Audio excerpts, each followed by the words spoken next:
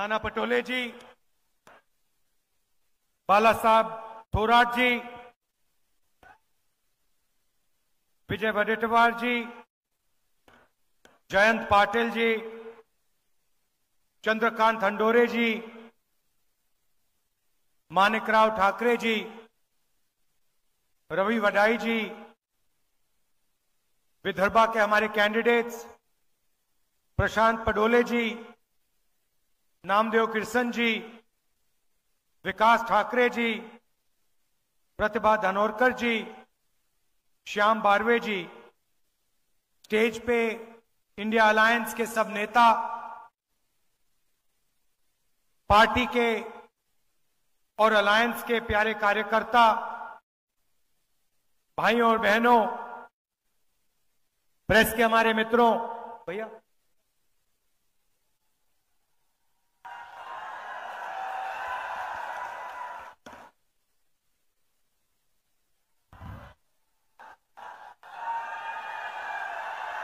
आप सबका यहां बहुत स्वागत। ये आपने हमारा मैनिफेस्टो देखा है। ये हमारे मैनिफेस्टो के 5 सबसे बड़े वायदे हैं। और अगर आप देखेंगे, बहुत सोच समझ के हमने ये मैनिफेस्टो बनाया है। ये मैनिफेस्टो बंद कमरों में नहीं बना। ये मैनिफेस्टो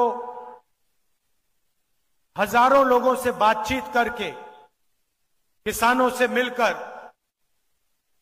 मजदूरों से मिलकर, महिलाओं से, बुजुर्गों से बातचीत करने के बाद यह मैनिफेस्टो बना है। और इस पे जरूर हमने कांग्रेस पार्टी का निशान लगाया है, मगर सचमुच में यह जनता का मैनिफेस्टो है, ये कांग्रेस पार्टी का नहीं है, ये आपका है। आपकी आवाज, आपकी मन की बात हमने यहां स्टेज पे लिख दी है। इसके बारे में मैं आपको बताऊंगा, मगर इससे पहले देश की हालात के बारे में थोड़ा सा कहना चाहता हूं। पिछले 10 सालों में नरेंद्र मोदी जी ने चुने हुए अरबपतियों के लिए सरकार चलाई है। नाम आप जानते हो। सबसे बड़ा नाम अदानी जी, अदानी का नाम है। घर जाएंगे तो गूगल पे उनकी शेयर प्राइस जो है उसको देख लेना। जिस दिन नरेंद्र मोदी की सरकार आती है, उस दिन के बाद अदानी की शेयर प्राइस बढ़ती जाती है, बढ़ती जाती है, बढ़ती जाती है। और पूरा देश जानता है कि इसको नरेंद्र मोदी की सरकार कहा जाता है, मगर सचमुच में यह अदानी की सरकार है। एक अरबपति की सरकार है और सब कुछ अदानी के लिए किया जाता है। महाराष्ट्र में आपका एयरपोर्ट, मुंबई का एयरपोर्ट था, किसी और के हाथ में था। उस पर सीबीआई इंक्वायरी होती है, दबाव लगाया जाता है, धमकाया जाता है, और जादू से कुछ ही दिन बाद वो एयरपोर्ट अदानी जी के हवाले कर देता है। सब इंक्वायरी बंद हो जाती है, सीबीआई शांत हो जाती है। अदानी जी महाराष्ट्र का सबसे बड़ा एयरपोर्ट चलाते हैं। और ये सिर्फ एयरपोर्ट के साथ नहीं हुआ है, ये पोर्ट्स के साथ हुआ है। हिंदुस्तान के सारे पोर्ट्स इनके हाथ में हैं। इंफ्रास्ट्रक्चर के साथ हुआ है।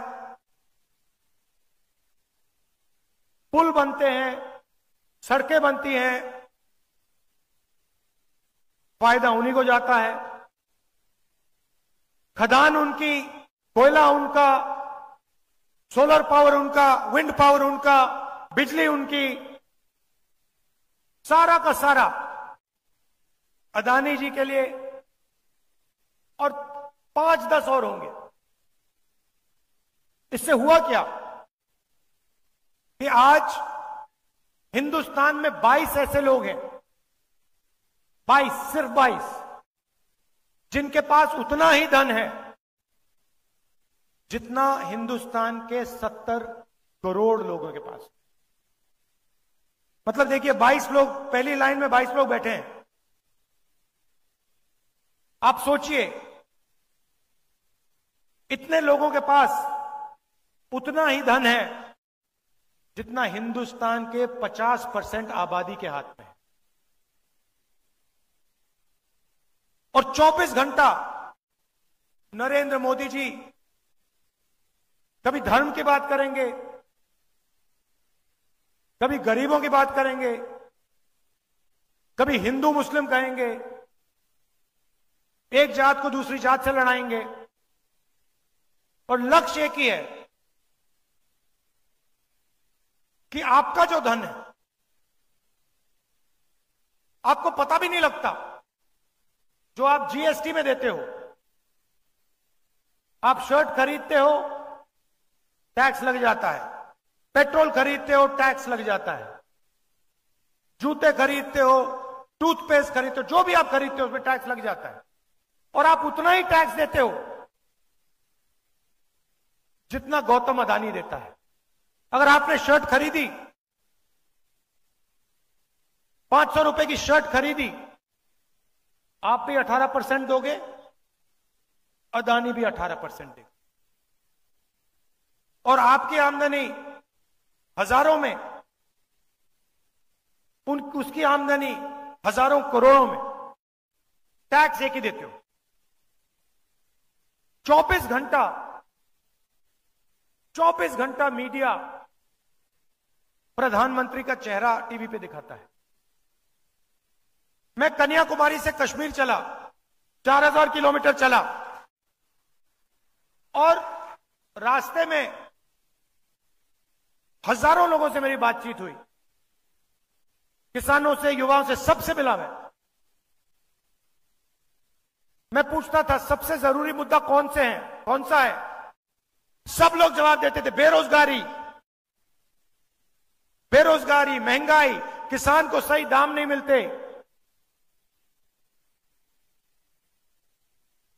गरीबों की इस देश में कोई भागीदारी नहीं, ये मुद्दे थे। और आप 24 घंटा टीवी देखो, ना आपको बेरोजगारी के बारे में बताएंगे, ना आपको महंगाई के बारे में बताएंगे, आपको कोई किसान नहीं दिखेगा, कोई मजदूर नहीं दिखेगा। आपको बॉलीवुड के स्टार दिख जाएंगे आगे पीछे नाचते हुए, आपको क्रिकेटर दिख जाएंगे, आपको नरेंद्र मोदी जी दिख जाएंगे, कभी वो आपको समुद्र के नीचे दिखेंगे पूजा करते हुए। वहां पे मतलब मजाक बना रखा है, पूजा हो रही है, पंडित भी नहीं है, अकेले बैठे समुद्र के नीचे आर्मी वालों के साथ। और फिर एकदम समुद्र से आसमान में जाएंगे, सी प्लेन में, हेलीकॉप्टर में, ऊपर से। कोविड आएगा, लाशों के ढेर पड़े हुए हैं, गंगा में लाखों लाश चल रही हैं, हजारों लाशें चल रही हैं, और प्रधानमंत्री कहते हैं भाइयों और बहनों थाली बजाओ। नहीं, और मीडिया कहता है देखो प्रधानमंत्री ने क्या गजब की बात बोली है, कमाल कर दिया। वहां पे सांस नहीं ली जा रही, लोग दम तोड़ रहे हैं, मर रहे हैं, वेंटिलेटर नहीं है, ऑक्सीजन नहीं है, मीडिया कह रही है देखो कमाल किया मोदी जी ने, थाली बजवा दी हिंदुस्तान से, मरते हुए हिंदुस्तान से थाली बजवा दी। उसके बाद कहते हैं भाइयों और बहनों मोबाइल फोन जलाओ, मोबाइल फोन की लाइट चलाओ, वो चला दी। फिर मीडिया कहता है देखो कमाल की बात की मोदी जी ने, हिंदुस्तान में सेल फोन की लाइटें जला दी और बाकी दुनिया देख रही है, कह रही है ये क्या हो गया भाई। और कोई प्रधानमंत्री थाली नहीं बजवा रहा था, वो बचा रहे थे लोगों को, जान बचाने में लगे थे। तो मजाक सा बना रखा है, कभी कुछ बोलेंगे कभी कुछ और बोलेंगे, बस आपका ध्यान भटकाने का काम करते हैं। आप उनका भाषण सुनो,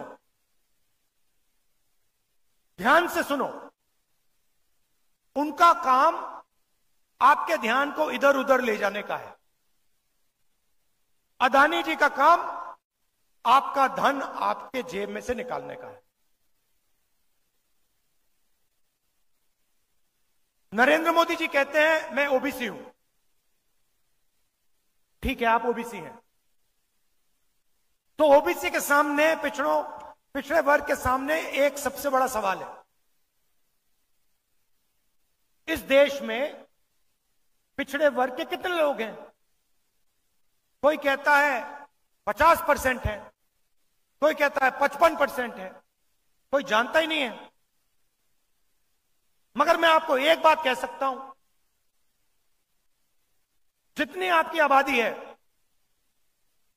उतनी आपकी भागीदारी इस देश में है ही नहीं। यह मैं गारंटी कह सकता हूं। जितनी आबादी आदिवासी की है उतनी भागीदारी आपकी नहीं है। जितने इस देश में दलित हैं उनकी भागीदारी नहीं है। मीडिया की लिस्ट निकालो,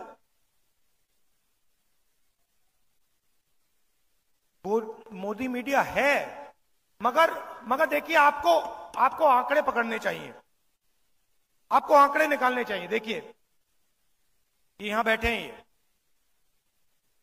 ये जनता की आवाज कभी नहीं उठाते। मैं इनके सामने बोल रहा हूं, इनकी गलती नहीं है, ये जूनियर लोग हैं, इनको गुलाम बना के रखा हुआ है वहां पे, ये कुछ नहीं कर सकते, इनको ऑर्डर आता है। इन बेचारों को सैलरी लेनी है, बच्चे पालने हैं, इनकी गलती नहीं है, पीछे से ऑर्डर आता है। मगर आप इनकी लिस्ट निकालिए, हिंदुस्तान के मीडिया के मालिकों की लिस्ट निकालिए, इनकी सीनियर मैनेजमेंट की लिस्ट निकालिए। बड़े बड़े जो इनके एंकर्स हैं, जो 24 घंटा टीवी पे आते हैं, टिप्पणी करते हैं, ज्ञान देते हैं देश को, इनकी लिस्ट निकालिए। मैंने निकाली है।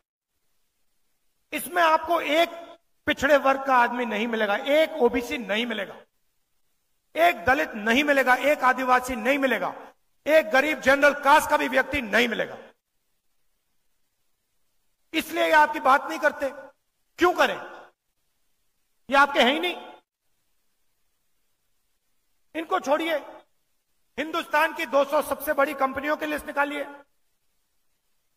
उनके मालिकों की लिस्ट निकालिए। सब जानते हैं 200 बड़ी कंपनियां कौन सी हैं, उनकी लिस्ट निकालिए। उनकी मैनेजमेंट की लिस्ट निकालिए, उनके बड़े बड़े अफसरों की लिस्ट निकालिए।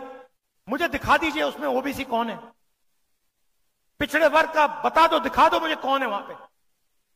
हिंदुस्तान की 200 सबसे बड़ी कंपनियों में एक ओबीसी वर्ग का मालिक नहीं है, एक दलित मालिक नहीं है, एक आदिवासी मालिक नहीं है। मैं ऐसे नहीं बोल रहा हूं, मैंने पता लगाया है, मैंने लिस्ट निकाली है। मतलब 90% आपकी आबादी,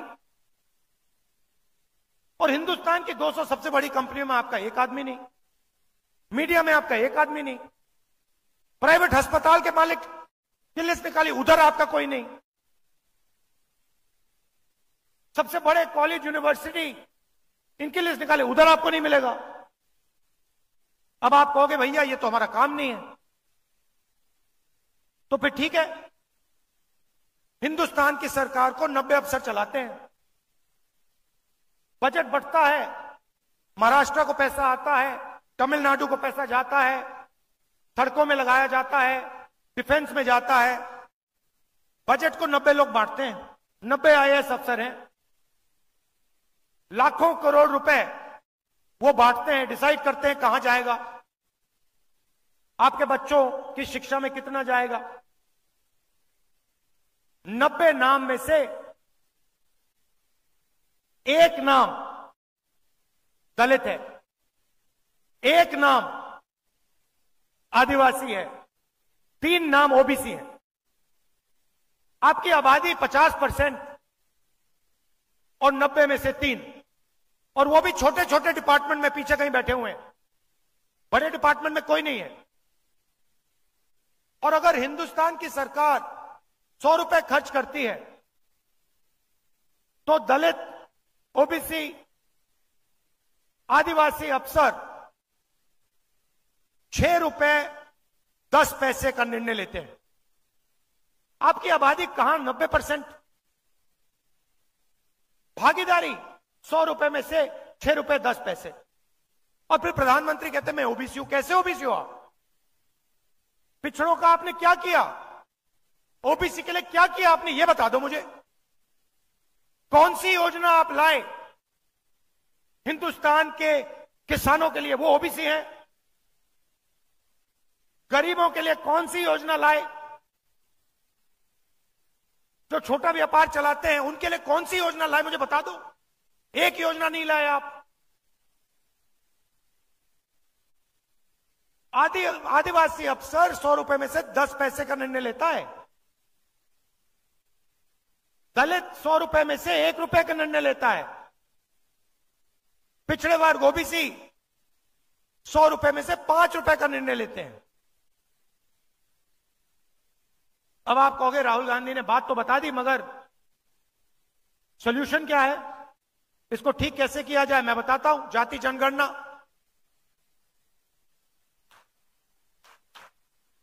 किसी को चोट लगती है, सबसे पहले डॉक्टर कहता है भैया एक्सरे करो, 1 मिनट में पता लग जाता है।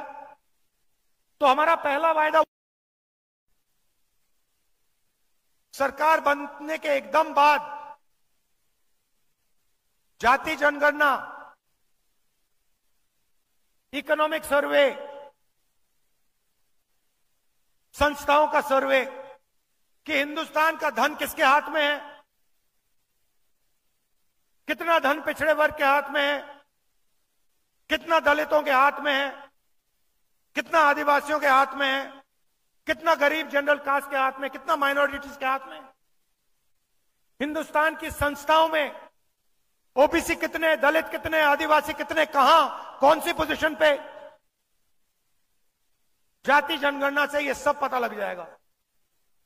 और क्रांतिकारी काम है। देखिए, हम आपका टाइम जाया नहीं करते हैं। कांग्रेस पार्टी आजादी के लिए लड़ी, हरी क्रांति, सफेद क्रांति, कंप्यूटर रेवोल्यूशन, बैंक नेशनलाइजेशन, ये काम हम करते हैं आपके लिए, आपके साथ मिलके। तो ये क्रांतिकारी काम है। इसके बाद दूध का दूध, पानी का पानी हो जाएगा, सबको पता लग जाएगा भागीदारी किसकी है, कितनी है, कहां है। तो ये पहला कदम है। दूसरा कदम, यहां पे महिलाएं आई हैं। आप देश के भविष्य की देखभाल करती हो और आप डबल काम करती हो। आप जॉब भी करती हो और आप घर भी चलाती हो, बच्चों की भी देखभाल करती हो। करती हो नहीं करती हो? मगर इसके लिए आपको कभी सही कॉम्पनसेशन नहीं दिया गया। सही बात है ना? आप जाके जॉब करते हो, आप पुरुष हो, आप जाके जॉब करते हो, आपको सैलरी मिलती है। आपकी बीवी घर में काम करती है, वो भी जॉब करती है, जॉब के लिए उसको सैलरी मिलती है, मगर जो घर में काम करती है उसके लिए उसको कुछ नहीं मिलता। तो आपको मिलता है, मगर ये डबल काम करती है, इनको डबल पैसा नहीं मिलता। तो ये बातचीत हमने कांग्रेस पार्टी में की और हमने निर्णय लिया कि देखिए, जो महिलाएं हिंदुस्तान के भविष्य के देखभाल कर रही हैं, जिनको उसके लिए कॉम्पनसेशन नहीं मिलता है, पहली बार दुनिया में कोई भी सरकार ये क्रांतिकारी काम करने जा रही है। हिंदुस्तान के सारे गरीब परिवारों की हम लिस्ट निकालेंगे। जो भी गरीबी रेखा के नीचे होंगे, सारे परिवारों के हम लिस्ट निकालेंगे। हर परिवार में से एक महिला को हम चुनेंगे और उस महिला के बैंक अकाउंट में साल के 1 लाख रुपए आपकी अगली सरकार डाल देगी। हर महीने ठकाठक ठकाठक ठकाठक 8,500 रुपए आपके बैंक अकाउंट में। 1 तारीख को आप उठेंगी, बैंक में जाएंगी और देखेंगे कि भैया 8,500 रुपए सरकार ने आपके बैंक अकाउंट में डाल दिया। और ये कोई तोहफा नहीं है, गिफ्ट नहीं है। ये मत सोचिए कि ये गिफ्ट है। जो आप हर रोज घर में करती हो, मदद करती हो, बच्चों की देखभाल करते हो, हिंदुस्तान के भविष्य की देखभाल करते हो, इसके लिए आपको पैसा दिया जा रहा है। अगर नरेंद्र मोदी ने 22 लोगों को 16 लाख करोड़ रुपए दिए हैं। 16 लाख करोड़ रुपए मतलब 24 साल का मनरेगा अदानी की सरकार ने 22 लोगों को पकड़ा दिया। 24 साल का मनरेगा। तो हमने डिसाइड किया है जितना उन्होंने 22 लोगों को दिया है उतना हम हिंदुस्तान के गरीबों को उठा के दे देंगे। तो हर महीने पहले तारीख को करोड़ों महिलाओं को बैंक अकाउंट में 8,500 रुपए, साल के 1 लाख रुपए कांग्रेस पार्टी की सरकार, इंडिया की सरकार देने जा रही है। अब सबसे बड़ा मुद्दा बेरोजगारी का। मोदी जी ने कहा था 2 करोड़ युवाओं को रोजगार दूंगा, कुछ नहीं किया। उल्टा नोटबंदी की, गलत जीएसटी लागू कर दी, अग्निवीर दे दिया और जो रोजगार बनता था वो भी खत्म हो गया। तो दो चीजें तो मैं पहले ही कह देता हूं। ये जो इनका अग्निवीर का स्कीम है, आते ही हम इसको रद्द कर देंगे, खत्म कर देंगे। क्योंकि हमें 2 तरीके के शहीद नहीं चाहिए। एक शहीद जिसको सरकार पेंशन देगी, उसको शहीद का दर्जा मिलेगा, उसके परिवार की रक्षा होगी। और दूसरा अग्निवीर शहीद जिसके परिवार को कहा जाएगा कि तुम्हारे बेटे को या बेटी को हम शहीद का दर्जा नहीं देंगे, तुम्हें कॉम्पेंसेशन नहीं मिलेगी, तुम्हें पेंशन नहीं मिलेगी। यह बिल्कुल गलत है। अगर 2 युवाओं ने देश के लिए अपना खून दिया तो दोनों के साथ एक जैसा बर्ताव होना चाहिए। इसीलिए हम अग्निवीर स्कीम को पहले दिन आके खत्म करेंगे। और भाइयों और बहनों, एक बात समझिए, यह स्कीम आर्मी नहीं चाहती। यह स्कीम आर्मी ने नहीं मांगा। यह स्कीम प्रधानमंत्री के ऑफिस ने बनाया है, उधर से बना है। प्रधानमंत्री ने यह स्कीम लागू की है। प्रधानमंत्री के ऑफिस ने सेना को कहा है कि तुम अग्निवीर बनाओ। और हिंदुस्तान का कोई युवा ऐसा नहीं है जो अग्निवीर चाहता है। पहले रिक्रूटिंग सेंटर्स होते थे, वो सब बंद पड़े हैं, कोई नहीं जा रहा वहां पे, क्योंकि सब जानते हैं अग्निवीर बनेंगे, पेंशन नहीं मिलेगी, शहीद का दर्जा नहीं मिलेगा, कैंटीन नहीं मिलेगी। तो सबसे पहले इसको रद्द करेंगे। दूसरा काम, ये जो इन्होंने गलत जीएसटी लागू की है, जिससे छोटे व्यापारी खत्म हो गए हैं, स्मॉल मीडियम बिजनेस खत्म हो गए हैं। ये 5 अलग अलग टैक्स, दलाली वाली जीएसटी, एक्सटॉर्शन वाली जीएसटी, इसको हम बदलेंगे। एक टैक्स होगा, कम से कम टैक्स होगा। और जो हमारे किसान हैं जो आज टैक्स दे रहे हैं, उनकी बात मैं थोड़ी देर में कर रहा हूं। मगर कम से कम टैक्स होगा और एक टैक्स ब्रैकेट होगा। 30 लाख सरकारी वैकेंसीज हैं। 10 साल में नरेंद्र मोदी जी ने इनको नहीं भरा। 30 लाख वैकेंसी हम भर के आपको पकड़ा देंगे।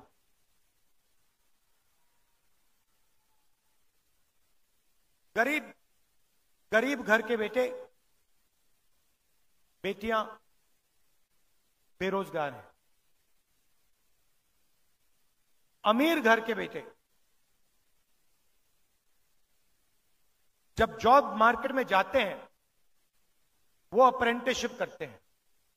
अप्रेंटिसशिप अंग्रेजी शब्द है, मगर इसका मतलब कि उनका 6 महीने का, 1 साल की जॉब लगती है, उनकी ट्रेनिंग होती है। प्राइवेट कंपनी में, पब्लिक सेक्टर में, सरकारी ऑफिस में उनको जॉब लगती है, उनकी ट्रेनिंग होती है, और फिर अगर वो अच्छा काम करते हैं उनकी जॉब परमानेंट हो जाती है। मगर यह अधिकार और यह मौका हिंदुस्तान के गरीब युवाओं को नहीं मिलता है। हम आपके लिए मनरेगा लाए थे, रोजगार का योजना, रोजगार का अधिकार।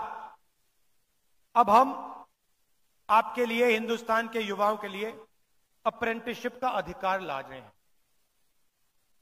इससे क्या होगा? जिसके पास डिप्लोमा है, कॉलेज डिग्री है, यूनिवर्सिटी से पढ़ा है, उन सबको यह अधिकार मिलेगा। प्राइवेट कंपनियों में, पब्लिक सेक्टर यूनिट्स में, सरकारी ऑफिसेज में, इन सबको 1 साल की अप्रेंटिसशिप मिलेगी। 1 साल का उनको 1 लाख रुपया मिलेगा और उनकी ट्रेनिंग होगी। गरीब से गरीब युवा हिंदुस्तान में अप्रेंटिसशिप कर पाएगा, ट्रेनिंग ले पाएगा। 1 साल में 1 लाख रुपए उसके जेब में आएंगे, बैंक अकाउंट में आएंगे, और फिर उसके बाद अगर वो अच्छी तरह काम करेगा तो उसकी नौकरी परमानेंट हो जाएगी। किसी भी सरकार ने, दुनिया में किसी भी सरकार ने ऐसा क्रांतिकारी कदम नहीं उठाया है। ये हम करने जा रहे हैं। यात्रा में यहां से निकला, बहुत सारे युवाओं ने कहा हम पढ़ाई करते हैं, एग्जाम से 1 दिन पहले पेपर लीक हो जाता है, बेईमान लोग फायदा उठा जाते हैं, हम देखते रह जाते हैं। तो हम एक नया कानून लाएंगे, पेपर लीक के खिलाफ कानून, सख्त कार्रवाई होगी, और जो भी पेपर लीक करवाएंगे उनको हम जेल में डाल देंगे। और आजकल जो फैशन बनाया है मोदी जी ने कि प्राइवेट संस्थाएं, प्राइवेट कंपनीज एग्जाम दिलवा रही हैं, इसको हम बंद करेंगे। कोई प्राइवेट कंपनी एग्जाम नहीं दिलवाएगी, सरकार एग्जाम दिलवाएगी, सरकार एग्जाम मार्किंग करेगी, टेस्टिंग करेगी। मैंने किसानों की बात की। पूरे देश में किसान उदास है, डरा हुआ है, और किसान, किसी भी किसान से बात करो 2 चीजें कहता है। एक सवाल कि राहुल जी, अरबपतियों का कर्जा माफ हो जाता है, उनके पास पैसे की कोई कमी नहीं है, मगर हमारा कभी कर्जा माफ नहीं होता, क्यों नहीं? और दूसरा, प्राइवेट कंपनियों को उनके प्रोडक्ट के लिए सही दाम मिलता है, मगर हिंदुस्तान के किसान को सही दाम कभी नहीं मिलता, क्यों? ये 2 सवाल हजारों किसानों ने मुझसे पूछे, यात्रा में पूछे, हर रोज, राहुल जी ये क्यों हो रहा है? तो मैं उन किसानों से कहना चाहता हूं, हमारी सरकार आएगी तो ये नहीं होगा। सबसे पहले जैसे हमने आपका कर्जा माफ किया था, हम फिर से हिंदुस्तान के किसानों का कर्जा माफ करेंगे।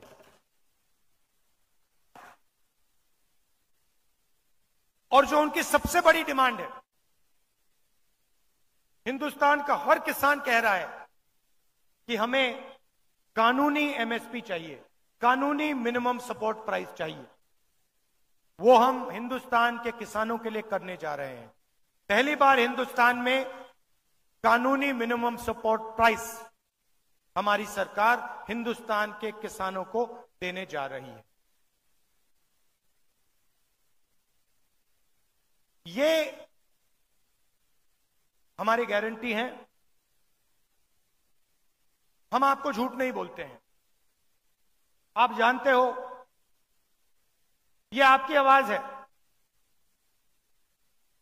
ये आपने हमें बताया है। हम कोशिश भी करते, आपके बिना ऐसा हम मैनिफेस्टो नहीं लिख पाते, क्योंकि ज्ञान, जानकारी आप में है, हिंदुस्तान के करोड़ों लोगों में है। तो हम आपकी सरकार चलाएंगे, हम अदानी की सरकार नहीं चलाएंगे। हम किसानों की, मजदूरों की, छोटे व्यापारियों की सरकार चलाएंगे। हमारी कोशिश हिंदुस्तान के युवाओं को रोजगार देने की होगी, किसानों की रक्षा करने की होगी। हमारा चेहरा आपको टीवी पे नहीं दिखेगा, क्योंकि टीवी आपका है ही नहीं। टीवी अदानी का है, टीवी उन्हीं 22 लोगों का है। उधर आप मोदी जी का चेहरा देख सकते हो। ये टीवी वाले, ये जो हमारी क्रांतिकारी गारंटियां हैं, ये कभी नहीं दिखाएंगे। धर्म की बात करेंगे 24 घंटा, मगर जब राम मंदिर के इनॉग्रेशन में आदिवासी राष्ट्रपति को अंदर नहीं जाने दिया, तो मीडिया ने एक शब्द नहीं बोला, एक शब्द नहीं बोला, चुप थे। देश के राष्ट्रपति को, देश की राष्ट्रपति को राम मंदिर के इनॉग्रेशन में नहीं आने दिया। क्यों? क्योंकि वो आदिवासी है। मगर मीडिया ने एक शब्द नहीं बोला, चुप थे बिल्कुल। मैं देख रहा था, वहां पे अदानी बैठे थे, अंबानी बैठे थे, सब बैठे थे, लाइन लगी हुई थी। बॉलीवुड के सारे स्टार बैठे थे, क्रिकेटर बैठे थे, मगर वहां एक पिछड़ा नहीं था, एक दलित नहीं था, एक आदिवासी नहीं था। यह सच्चाई है।